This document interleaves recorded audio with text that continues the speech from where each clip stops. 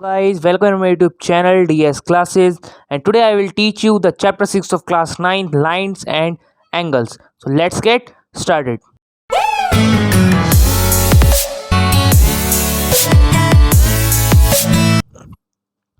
तो फर्स्टली देखते हैं लाइन क्या होता है.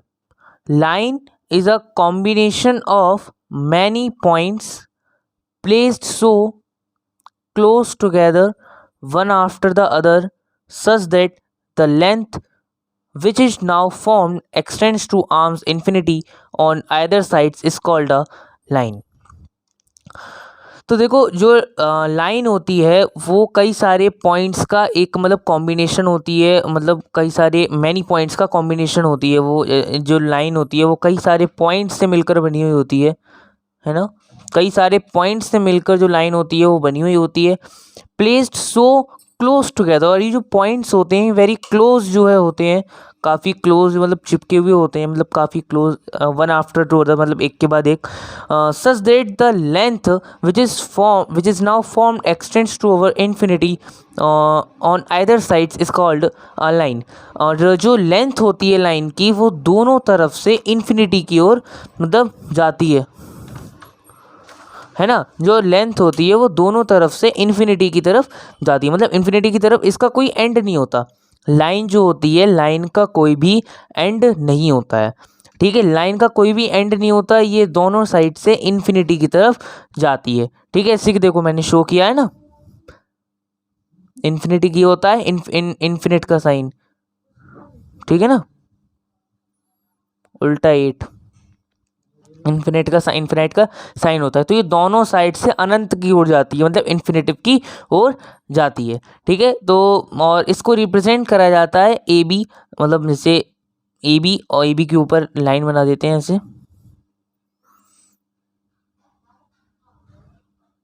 और अगर आप चाहें तो डायरेक्ट ए बी ऐसे भी लिख सकते हैं, है ना. ओके, नेक्स्ट देखते हैं लाइन सेगमेंट. लाइन सेगमेंट से पहले आप ये देख लो, who was the father of geometry. तो जो यूक्लिड थे, Euclid was the father of geometry. और जो पॉइंट होता है, पॉइंट ये हमारा डायमेंशनलेस क्वांटिटी होती है, जो कि आप सबको पता ही होगी, है ना. लाइन सेगमेंट पे आते हैं. It is a combination of points placed one after the other such that the length which formed is to be of fixed length.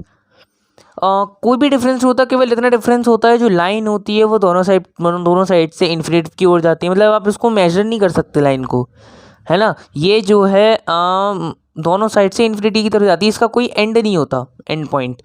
But जो लाइन सेगमेंट होता है उसके 2 एंड पॉइंट्स होते हैं. ये 2 एंड पॉइंट्स होते हैं, एंड पॉइंट्स होते हैं. और इसकी एक फिक्स्ड लेंथ होती है, या जैसे कि 5 centimetre, 4 centimetre, 2 centimetre, 1 centimetre, 10 centimetre, 20 centimetre. तो इसकी एक फिक्स्ड लेंथ होती है.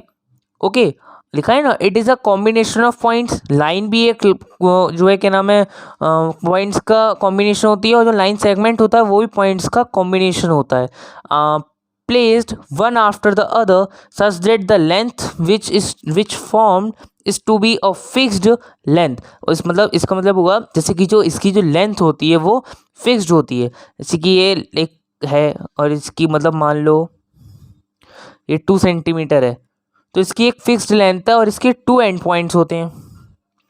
जो लाइन सेगमेंट होती है उसके 2 एंड पॉइंट्स होते हैं, और जो लाइन होती है केवल लाइन, उसका कोई भी एंड पॉइंट नहीं होता. और जो लाइन सेगमेंट होती है उसके 2 एंड पॉइंट्स होते हैं. And line it can not be measured. Line को आप मेजर नहीं कर सकते, but the line segment can be measured.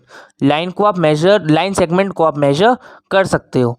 और इसको रिप्रेजेंट करा जाता है ए बी, मतलब जैसे कि ए बी लाइन है यहाँ पर, तो लिखेंगे A B,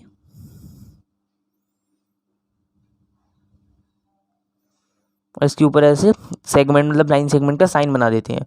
okay, line segment का साइन बना देते हैं. अब आता है रे. A part of a line which one and point is called अ रे. जो रे होती है इसका 1 एंड पॉइंट होता है ना. जैसे कि लाइन सेगमेंट्स के तो 2 एंड पॉइंट्स होते हैं, बट जो रे जो होती है हमारी उसके केवल एक ही एंड पॉइंट होता है। ये जो एक तरफ से जो हमारी रे होती है वो इन्फिनेटिव की ओर जाती है, ठीक है। जो एक तरफ से जो हमारी रे होती है वो इन्फिनेटिव की ओर जाती है। एक तरफ से ये जो इसका एक एंड पॉइंट होता है, जैसे कि मान लो ये एक पॉइंट है, यहाँ से शुरू हुई तो ये चलती चली जाएगी, इसका कोई भी एंड पॉइंट नहीं, चलती चली जाएगी, ठीक है। ये चलती चली जाएगी, जैसे कि इधर को जा रही है, ये इधर को जा रही है इन्फिनेटिव की ओर, है ना। तो ये इन्फिनेटिव, इन्फिनेट का मतलब होता है जिसका कोई अंत ही नहीं है, अनंत, इसका कोई अंत ही नहीं है। तो लाइन का भी कोई अंत नहीं है, और जो रे होती है उसका एक एंड पॉइंट तो होता है, लेकिन दूसरा एंड पॉइंट जो मतलब दूसरा जो पॉइंट होता है उसका कोई एंड नहीं है। एक एंड पॉइंट तो होता है रे में, है ना। ये जो रे होती है इसमें only on one and point होता है। रे लाइन सेगमेंट में दो एंड पॉइंट होते हैं, बट जो रे होती है इसमें केवल एक ही एंड पॉइंट होता है, और ये एक तरफ से इन्फिनेटिव की ओर जाती है, ठीक है। क्लियर हुआ। अब नेक्स्ट देखते हैं अपना collinear and non collinear points. Collinear points, if 3 or more points lie on the same line, they are called collinear points, otherwise they are called non collinear points। देखो ये एक पॉइंट है, ये एक पॉइंट है, इससे आप कितनी लाइंस ड्रॉ कर सकते हो, 1 2 3 4 5 6 7 8, इन्फिनेटिव इन्फिनाइट लाइंस आप एक पॉइंट से ड्रॉ कर सकते हो। इन्फिनाइट लाइंस 1 2 3 4 5 6 7 8 9 10, इन्फिनाइट लाइंस आप एक पॉइंट से ड्रॉ कर सकते हो। जैसे कि मान लो ये टू पॉइंट्स है, ये 2 पॉइंट्स हैं, तो इनसे ये इन 2 पॉइंट से आप एक ही लाइन को ड्रॉ कर सकते हो, एक ही लाइन को ड्रॉ कर सकते हो आप इन 2 पॉइंट से, ठीक है। अब इसका ऐसे होता है, if 3 or more points lie on the same line, they are called collinear और collinear points, ठीक है। 3 पॉइंट्स, ये जो 3 पॉइंट्स हैं, थोड़ा बड़े में दिखाता हूँ अभी।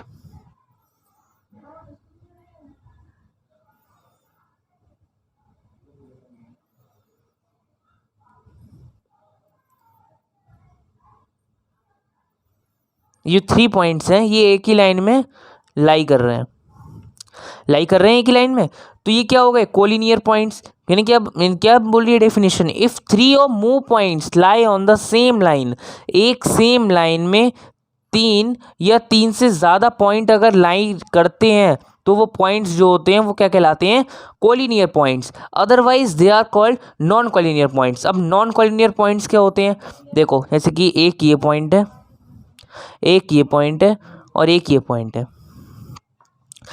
3 पॉइंट, जिसमें 3 पॉइंट्स की बात हो रही है, टू की बात नहीं हो रही है, याद रखना, ठीक है। अब देखो इन तीनों पॉइंट से आप कोई एक लाइन ड्रॉ कर सकते हो, नहीं ड्रॉ कर सकते ना, है ना। तो ये कैसे पॉइंट्स हो गए, non collinear points, okay.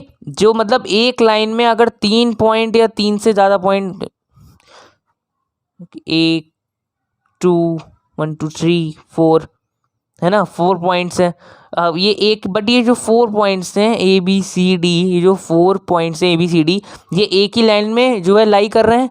But ये जो 3 पॉइंट्स हैं ए बी सी, बट ये तो एक लाइन में लाई नहीं कर रहे हैं ना, ये एक लाइन में लाई नहीं कर रहे हैं, है ना। तो ये जो पॉइंट्स हैं ये कौन से हो गए, नॉन कॉलिनियर,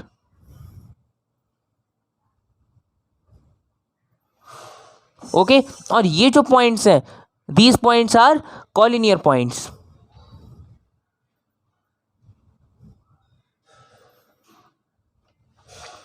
ओके। कोई डाउट नहीं होना चाहिए यहाँ पर। An angle is formed when 2 rays originate from the same end point. जब ये जो एक एंगल बनता है, मैंने क्या बताया था, रे का एक एंड पॉइंट होता है, तो ये क्या है, रे इसका एक एंड पॉइंट है, और ये एक साइड से इन्फिनेटिव की ओर जा रही है। अरे हाँ, एक चीज़ आपको बताता हूँ, लाइन होती है, तो लाइन में ये क्यों, ये 2 एरोस क्यों लगा देते हैं,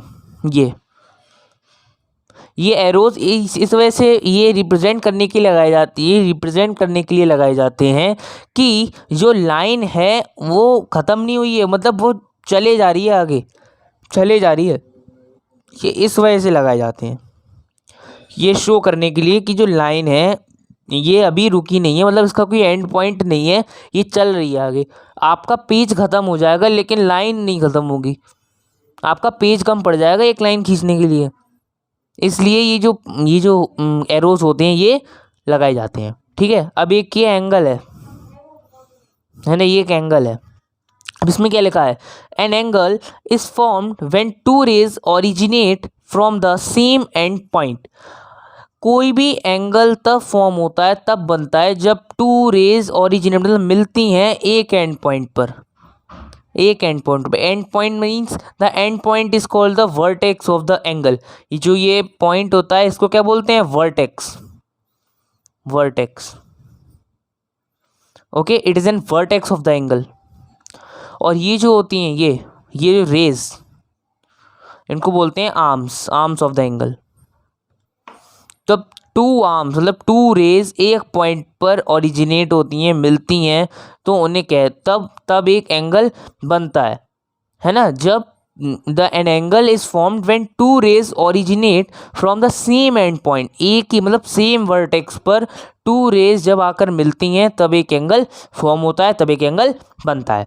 the rays making an angle are called arms. ये जो रेज मैंने अभी बताया ना, ये जो रेज जो एंगल बनाती हैं, इन रेज को कहते हैं आर्म्स, आर्म्स। ओके, इन रेस को क्या कहते हैं, आर्म्स। ओके, आगे देखते हैं। There are 7 types of angles, zero angle, acute angle, right angle, obtuse angle, straight angle, reflex angle and complete angle. तो अब एक एक करके इनको भी समझते हैं। Firstly zero angle, when the final ray coincides with the initial ray without any rotation, then the formed angle is zero। मान लो ये एक रे है, मैंने क्या बताया, टू रेज मिलकर क्या बनाती हैं, एंगल बनाती हैं एक ही सेम वर्टेक्स पर। तो ये टू रेज, ठीक है। Final ray coincides with initial रे, है ना। फाइनल रे कोइंसाइड मतलब मिली हुई होती है संयोग से। Final ray coincides with the initial रे विदाउट एनी रोटेशन, बिना रोटेशन के जब फाइनल रे इनिशियल रे के साथ मिलती है, तो जब वो जो एंगल फॉर्म्ड होता है उसे कहते हैं जीरो एंगल। ओके, उसे कहते हैं जीरो एंगल, ठीक है ना। अब जैसे कि मान लो ये एक एंगल है ना, ये एक एंगल है एक्स, है ना। बट ये जो है ये, अब इसकी ये कैसे बना है, जैसे कि ये एक है, अब ये यहाँ से होता यहाँ होगा, तभी तो एंगल एक्स बना, है ना। अब ये जो कहीं रोटेट ही नहीं कर रहा, मतलब इसी जगह पर है, तो ये एंगल कौन सा कहलाएगा, जीरो एंगल, जीरो एंगल। कोई डाउट नहीं होना चाहिए। नेक्स्ट देखते हैं acute angle. Second, acute angle measures between 0 degree and 90 degree. इसका मतलब वही जो एक्यूट एंगल होता है वो 0 से बड़ा होता है और 90 से छोटा होता है ना। अब जैसे ये एंगल एक्स है, तो angle x it is greater than 0 degree but it is less than 90 degree. Okay, ये 0 से बड़ा होता है बट 90 डिग्री से छोटा होता है ना। 0 से 1 2 3 4 5 6 7 8 9 10 11 12 मतलब ऐसे ही जाके ये मतलब 89 तक 90 का जो एंगल होता है वो होता है राइट एंगल हमारा। ओके, राइट एंगल होता है, लेकिन 0 डिग्री से बड़ा और 90 डिग्री से छोटा, मतलब 0 और 90 के बीच में जो एंगल बनता है उसे कहते हैं एक्यूट एंगल। ओके, फिर आता है एन एंगल, मतलब वो मैंने बताया ना अभी, an angle is greater than 0 degree and smaller than 90 degree then the angle is formed acute angle. फिर आता है right angle, third. Right angle, the angle is exactly 90 degree. मैंने क्या बताया, एक्यूट एंगल में क्या था कि ये 0 से तो बड़ा होता है, 0 से तो बड़ा होता है बट 90 डिग्री से छोटा होता है। बट ये जो राइट एंगल होता है वो एग्जैक्टली 90 डिग्री होता है। राइट एंगल एग्जैक्टली बिल्कुल एग्जैक्टली 90 डिग्री, ना 90 डिग्री से छोटा ना 90 डिग्री से बड़ा, एग्जैक्टली 90 डिग्री। जो 90 डिग्री होता है वो क्या कहलाता है? Right angle. Okay, right angle, the angle is exactly 90 degree. 90 degree का जो एंगल होता है वो कहलाता है राइट एंगल। आगे बढ़ते हैं। नेक्स्ट है ऑब्ट्यूस एंगल। ऑब्ट्यूस एंगल होता है an angle is greater then 90 degree but less than 180 degree is called obtuse angle. इसमें क्या था, एक्यूट में ये 0 डिग्री से बड़ा था और 90 डिग्री से छोटा था, और राइट एंगल में क्या था, ये एग्जैक्टली 90 डिग्री था। और अब जो ऑब्ट्यूस एंगल है ये 90 से तो बड़ा होता है बट 180 से मतलब 180 डिग्री से छोटा होता है, less than 180 degree.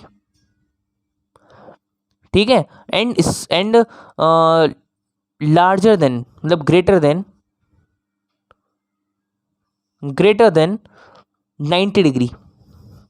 Okay, N angle is greater then 90 degree but less than 180 degree is called obtuse angle. अब जैसे कि ये एंगल z है, ये एंगल जो z है ये हमारा 90 डिग्री से तो बड़ा है बट 180 डिग्री से मतलब 180 डिग्री से छोटा है। नेक्स्ट आता है स्ट्रेट एंगल।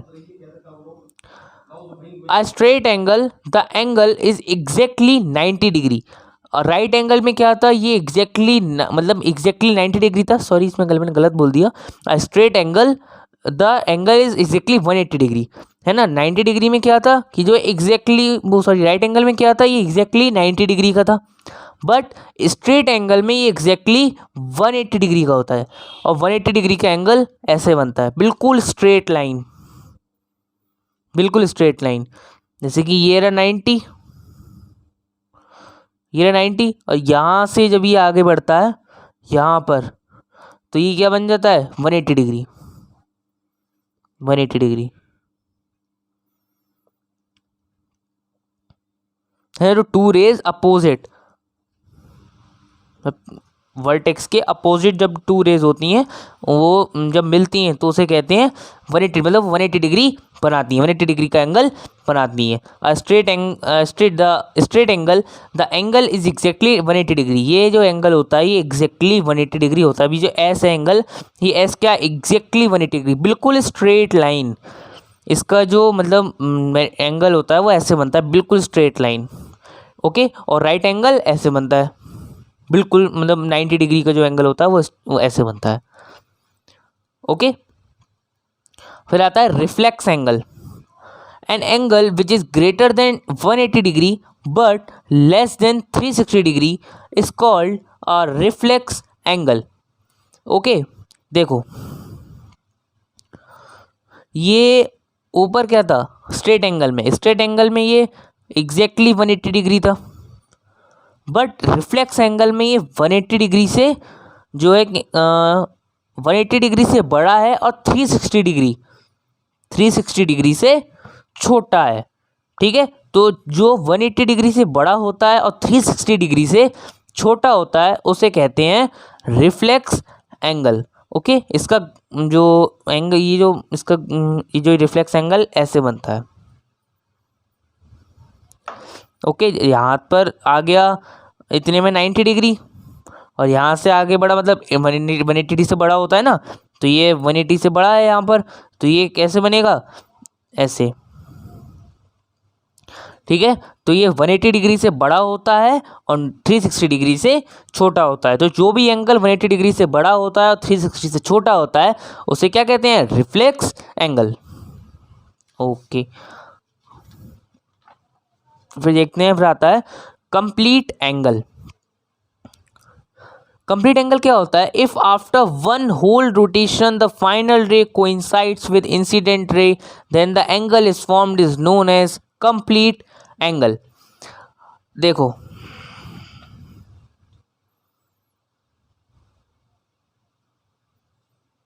ये जीरो एंगल और ये रे इसके ऊपर है, अभी ये यहाँ पहुंची 90 डिग्री, 90 डिग्री के बाद यहाँ पहुंची 180 डिग्री, 80 डिग्री के बाद यहाँ पहुंची मतलब रिफ्लेक्स एंगल में 270 डिग्री, मतलब कुछ भी मान लो 270 280, है ना। फिर यहाँ से ये इस पे आगे फिर से आ गई इसी पर, तो ये क्या हो गया, एक कंप्लीट एंगल, मतलब वन रोटेशन पूरा हो गया इसका कंप्लीट एंगल।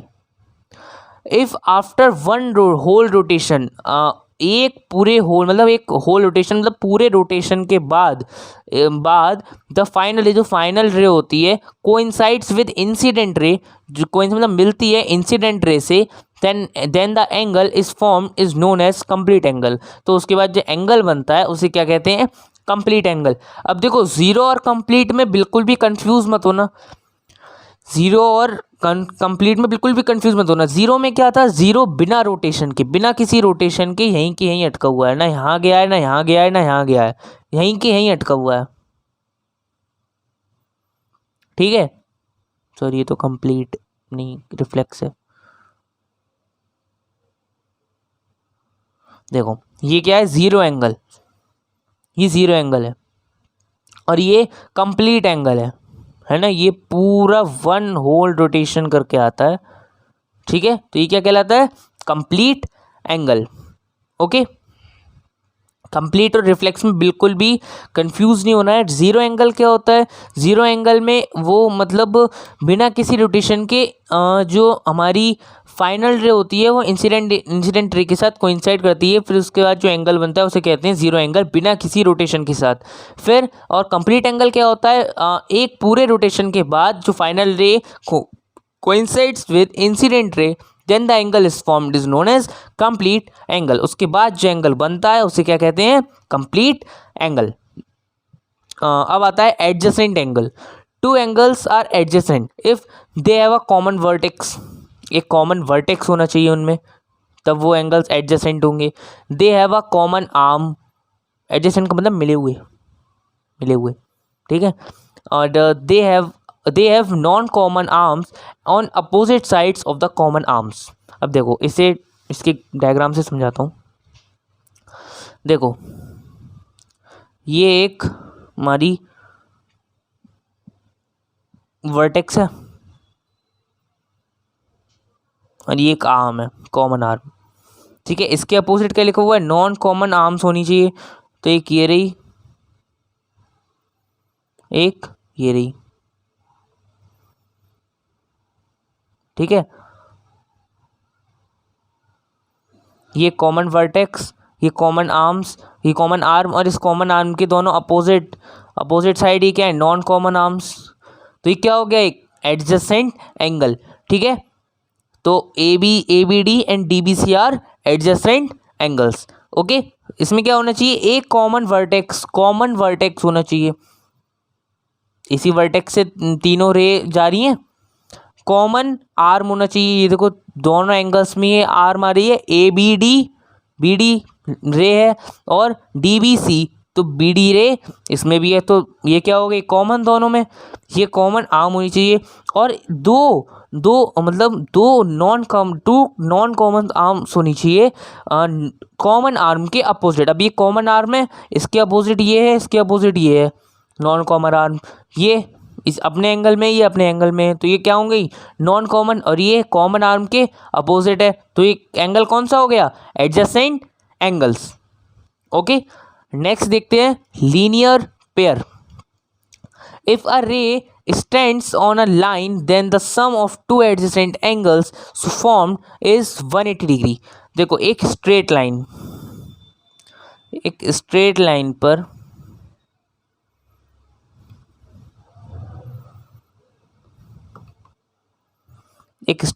पर एक लाइन खड़ी है, ये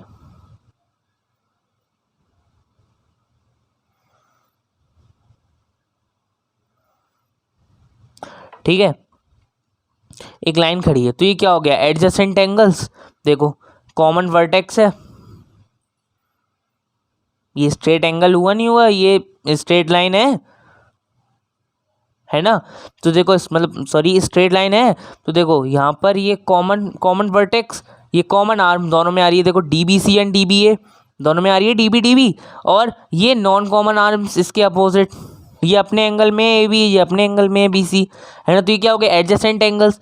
then the sum of two adjacent angles, मतलब इन जो टू एडजेसेंट एंगल्स का जो सम होगा डी बी ए और डी बी सी का, उसको वो कितना होगा, 180 डिग्री। जैसे कि मान लो ये एक लाइन है, इस पर ये लाइन खड़ी हुई है, तो ये जो एंगल्स हैं, ये जो एडजेसेंट एंगल्स हैं D B A and D B C, D B A plus D B C is equal 180 degree. इन दोनों का जो सम होगा वो कितना होगा, 180 डिग्री होगा। ठीक है, अभी ये पार्ट 1 है।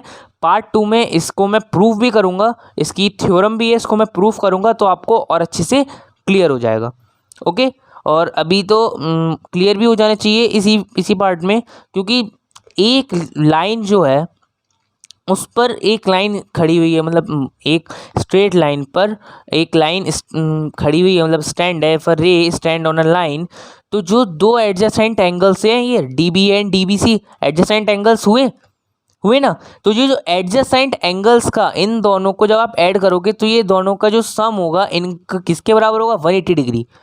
ठीक है, इन दोनों का जो सम होगा वो कितना होगा, 180 degree. D B A plus D B C, D B A plus D B C is equal 180 degree.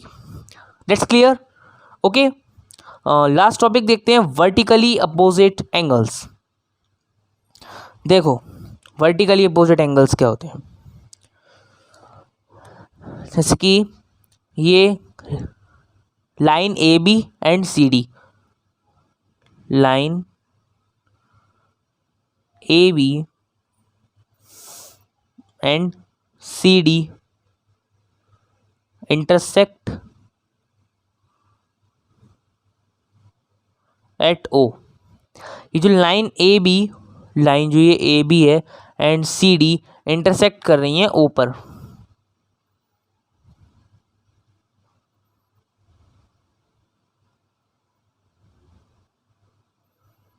ये जो लाइंस हैं ये ओ पर इंटरसेक्ट कर रही हैं। ठीक है, अब देखो ये ओ पर इंटरसेक्ट कर रही हैं। अब इसके अपोजिट, जैसे कि ये एक एंगल है सी ओ बी, ये सी ओ बी एक एंगल है, इसके अपोजिट कौन सा एंगल होगा, ए ओ डी। तो जो सी ओ डी है, C O D angle and angle A O D opposite है, आमने सामने हैं, दोनों के अपोजिट हैं। And angle A O C and D O B, angle A O C and angle D O B, ये भी अपोजिट है। ओके, ये भी अपोजिट है। अब देखो, अब ये दोनों एंगल्स अपोजिट हैं, A O C D O B and A O D and C O B, ये दोनों एंगल्स क्या हैं, अपोजिट। अब देखो, अब ये दोनों जो एंगल्स जो अपोजिट होते हैं ये दोनों एक दूसरे के बराबर होते हैं। जो अपोजिट एंगल्स होते हैं ये एक दूसरे के बराबर होते हैं, यही जो एंगल्स होते हैं वो क्या कहलाते हैं, वर्टिकली अपोजिट एंगल। जैसे कि ये सी ओ डी और ए ओ बी है, C O B and A O D. तो देखो C O B is equal angle A O B, कैसे, वर्टिकली अपोजिट एंगल्स।